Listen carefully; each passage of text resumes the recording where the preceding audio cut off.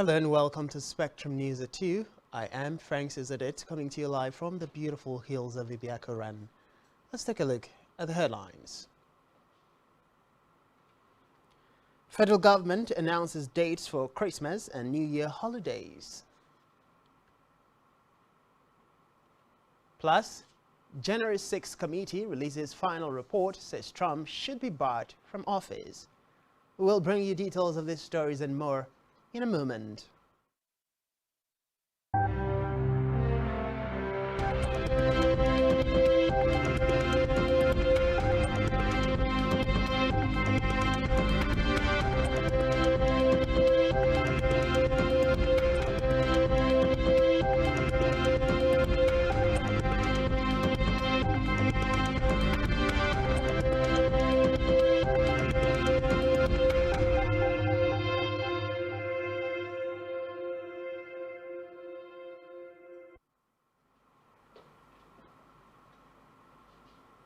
We begin the news this afternoon with a report that the federal government has declared December 26 and 27, 2022 as public holidays to mark Christmas and Boxing Day, while Monday, January 2nd, 2023 has been declared as a holiday to mark New Year's Day celebration.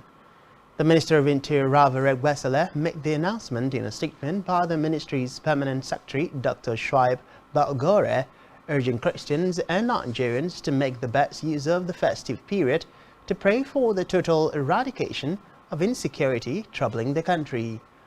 The minister also urged Nigerians to be security conscious, asking them to report any suspicious person activities to the nearest security agencies through the Alert application on Android and iOS, as the government had put in place effective measures for the security of lives and properties.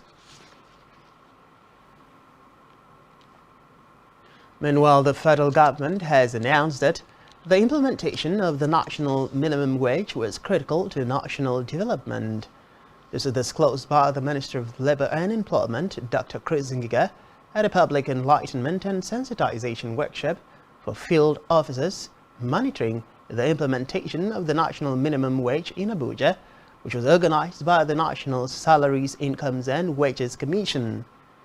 Ngiga said ensuring compliance with the National Minimum Wage Act would ensure that workers were not surcharged, as a satisfied worker would contribute effectively and efficiently to the sustainability and growth of an enterprise.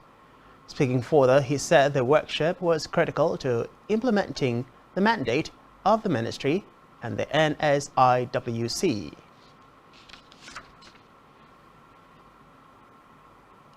On legislative matters, the House of Representatives has urged President Muhammadu Buhari to urgently order the Chief of Defense Staff, General Lucky Rabo, to initiate coordinated joint security operations to flush out terrorists from Kaduna and Ebonyi states. Moving a motion of urgent national importance, Minority Whip Gideon Ngwani described the terror attacks in both states. He urged the federal government to provide relief materials to the victims of terror attacks in the states. Gwani, who regretted that the House passed several resolutions and similar motions and communicated them to all security agencies without anything coming out of them, warned that if no stringent measures were taken to safeguard the lives of Nigerians, the nation's security might become more precarious.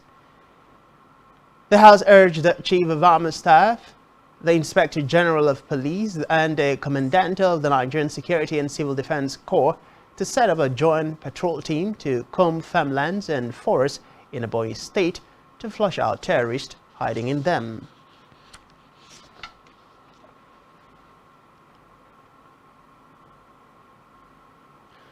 To enable the country to deal with cases of electoral violence which has characterized some of the elections in the past. The statement released by the Deputy Director of Public Affairs of the NHRC, Fatima Mohammed, on behalf of the Executive Secretary of the Commission, Tony Ojukwu, made the call in Abuja. Ojukwu noted that if the bill is passed by the House of Representatives and subsequently signed into law by the President, it will empower the Independent National Electoral Commission (INEC) to concentrate on organizing credible polls, while the responsibility of prosecuting electoral offenders will rest on the proposed National Electoral Offences Commission. Away from that, the Central Bank of Nigeria (CBN) has defended the cash withdrawal limits policy, insisting that it was not targeted at vulnerable people. Defending the policy while appearing before the House of Representatives, the Deputy Governor of Financial System Stability (CBN), Aisha Ahmed, declared that Nigeria could operate a cashless economy, noting that about 94% of cash withdrawals through personal accounts were less than the revised 500,000 naira. The CBN Governor Godwin Emefiele, who had twice failed to appear before the lawmakers to defend the policy, which had generated a groundswell of opposition from Nigerians.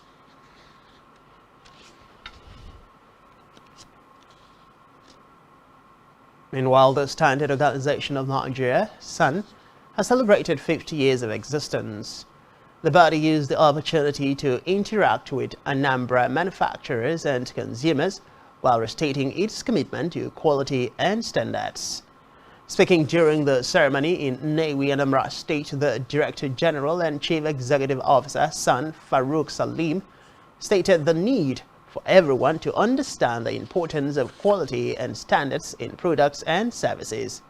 Salim reiterated SAN's commitment to driving satisfaction that both manufacturers and consumers have realized the importance of standards while embracing standards set by SAN in the interest of products and services.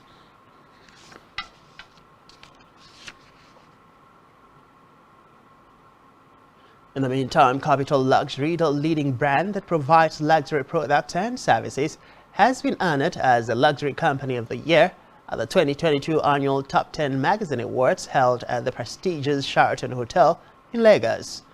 The Top 10 Magazine Awards celebrated the best in the industry while recognizing companies and individuals who have made significant contributions to boost the country's economy in their respective industries. A general manager of Capital Luxury, on behalf of the CEO, said the outfit was honored to receive the recognition, adding that it is the industry offering an unparalleled selection of high-end products and services to its discerning clientele. The Top 10 Magazine Award ceremony was attended by some of the most influential personalities in the country and industry, making it a highly coveted accolade.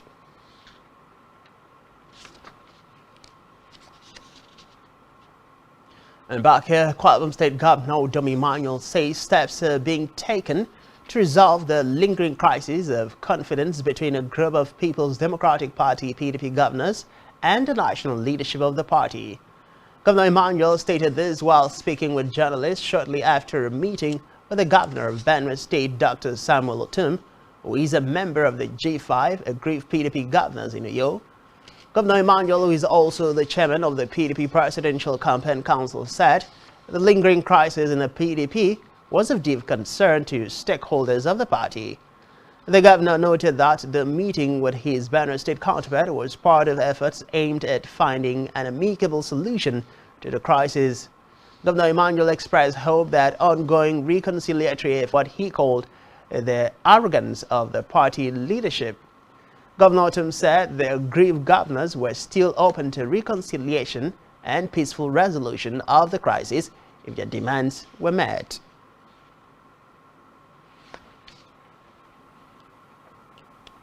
Meanwhile, the Kwara State Governor Udom Emmanuel has assured the people of Mkpat local government area that the Ibekwe-Ikorakata road linking members and some candidates of the People's Democratic Party on a gubernatorial campaign rally to the area. The governor, who noted that the local government area has gotten a fair share of projects and appointments by his administration, said the road, when completed, would boost the local economy of the area. Government House correspondent General reports that Governor Emmanuel applauded the people of the area for their support to his administration and urged them to come out en masse to vote for candidates of the party in the forthcoming general elections.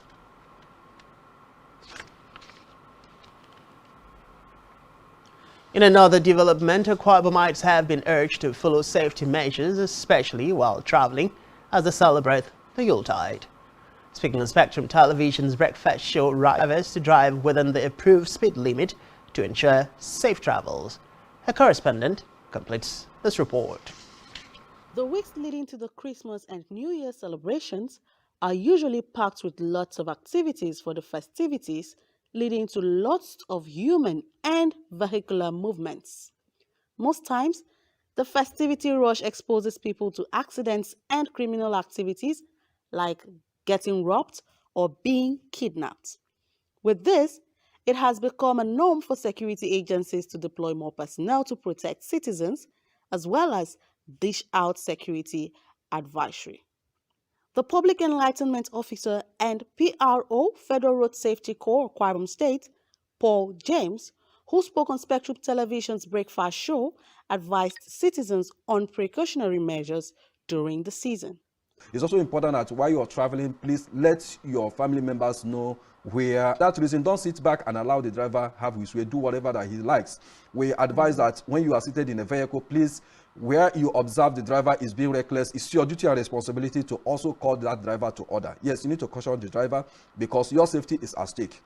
Should anything happen to that vehicle, you are also part of it. But where you observe the driver is not taking heed, then you can reach out to the management of that motor park and they will be able to call that driver to order. At worst case scenario, a security operating zone will go from one motor park to the other to ensure that we interact, we interface with drivers and passengers even as they board, to be able to reawaken their consciousness to those safety tips.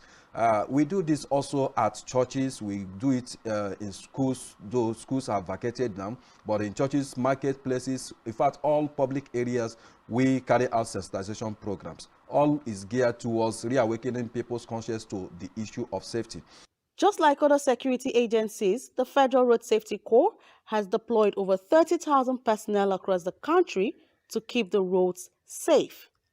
It is, however, pertinent for citizens to follow safety measures during the Yuletide season. Enin Martin, reporting for Spectrum Television. We move now to Africa, where a defense lawyer in the trial of a 2016 machine gun assault in Ivory Coast has urged the prosecution of the accused after a state prosecutor demanded a life sentence for the 4 defendants. Present at the trial, Eric Saki, defense lawyer for the accused, argued for the dismissal of the case against the accused defendants present at the trial, saying it would be an exemplary and dissuasive punishment. He also asked for life for 14 other suspects being tried in absentia, including the suspected masterminds of the assault.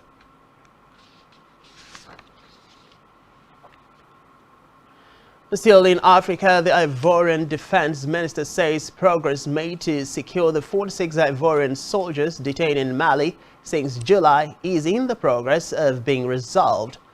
He made the announcement after the visit of an official delegation to Bamako. Recall that on 10 July, 49 Ivorian soldiers were charged in mid-August with attempting to undermine the external security of the state and formally imprisoned. Meanwhile, Abidjan says the soldiers were on a UN mission providing logistical support to the UN mission in Mali, MINUSMA, and is demanding their release, a demand supported by West African heads of state at the last summit of the Economic Community of West African States, ECOWAS, which set an ultimatum of 1st January or face new sanctions against Mali.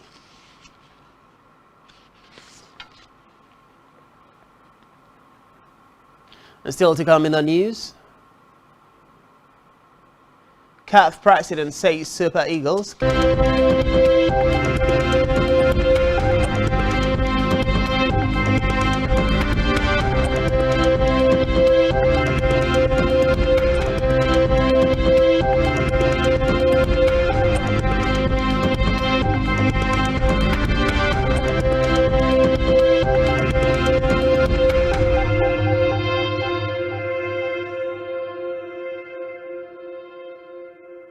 Many thanks for staying with us. We move now to the rest of the news story, starting from the business news.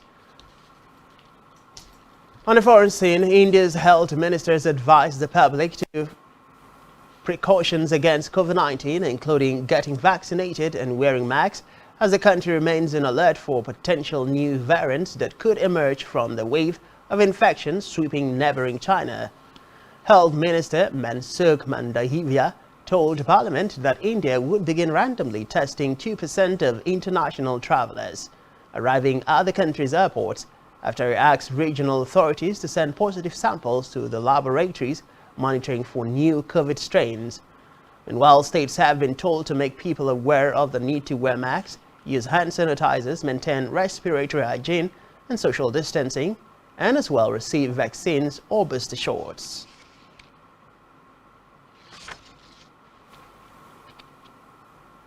On the January 6 Capitol riot, the House Select Committee investigating the insurrection has recommended barring former President Donald Trump from holding office again. The recommendation is among the conclusions of the panel's final report to overturn the 2022 presidential election has been released. The 845-page report, based on 1,000+ interviews and documents collected, including emails, texts, phone records, and a year and a half of investigation, includes allegations that Trump oversaw the legally dubious effort to force electoral college ballots to Congress and the National Archives, despite concerns among his lawyers that doing so could be unlawful.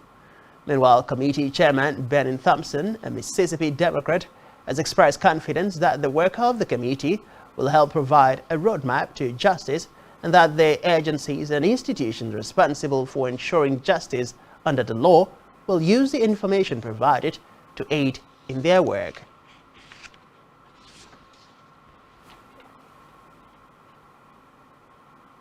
On the business news, World Bank has approved $311 million to increase grid connection, renewable energy capacity, electricity in Chad, Liberia, Sierra Leone, and Togo would benefit from the new Regional Emergency Solar Power Intervention Project. Reports say the new project includes a $20 million grant to help facilitate future regional power trade and strengthen the institutional and technical capacities of the West African Power Pool to undertake its regional mandate. The World Bank tax team leader of the project, Rhonda Jordan Antoine, said solutions supported by the new project are manifold and have substantial benefits for the countries and the region.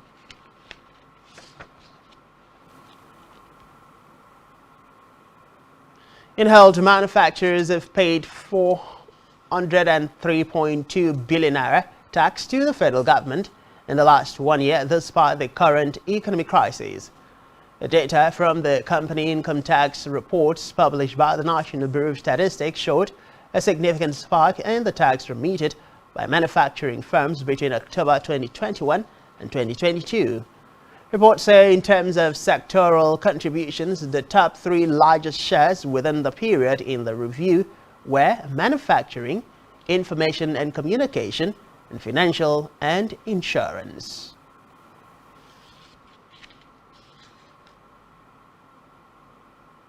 Meanwhile, the federal government has restated its commitment to reduce the negative impact of pesticide in foods, especially cowpea. The federal government stated this during the introduction of port borer-resistant cowpea named STVNg in Gombe. Ethics Officer Cowpea Value, Federal Ministry of Agriculture and Rural Development, Uwem Ekomabasi, stated this during an awareness program on the newly released cowpea port barrier-resistant variety, noting that STVNg would help curb the overwhelming health challenges associated with harmful pesticides. The event also witnessed the enlightenment of participants on the post-harvest handling techniques of cowpea by farmers in the Northeast.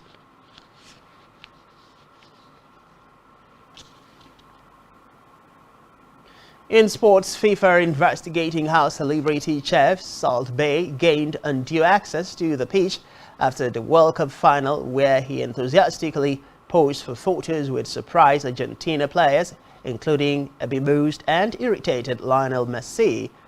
Salt Bae, whose real name is Nora's coach, was pictured holding and kissing the trophy after Argentina beat France in Sunday's final in Qatar. The Turkish entrepreneur was widely criticized for twice grabbing the arm of Messi, who tried to sidestep the unwanted attention. He was also photographed with Angel Di Maria and Alessandro Martinez, and even seen sinking his teeth into another player's medal. FIFA rule states the World Cup trophy can only be held by the tournament winners and the likes of FIFA officials and the heads of state.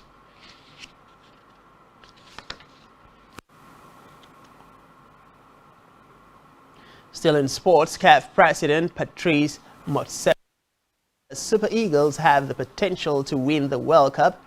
His comment comes days after Morocco became the first African team after only 4 teams from the continent have reached the quarterfinal to reach the semi-final of the quadrennial competition, a feat the billionaire said has opened the floodgate for the continent.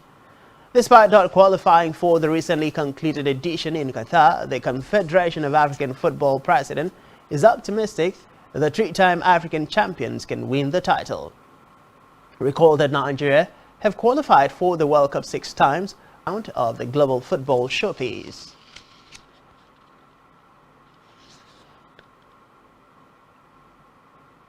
On our entertainment news, the YouTube video platform has won the right to broadcast most NFL football games in the US next year.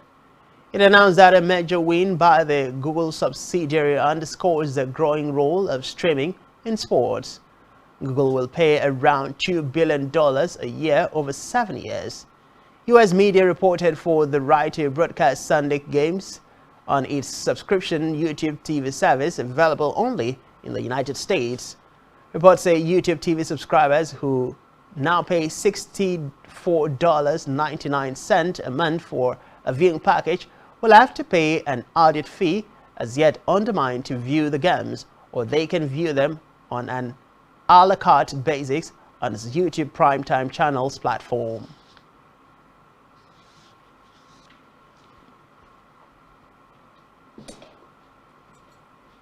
And that's all we have for you at this time. Do ensure to follow us on social media and subscribe to our YouTube channel, all of which you can find on our website, spectrumtv.ng.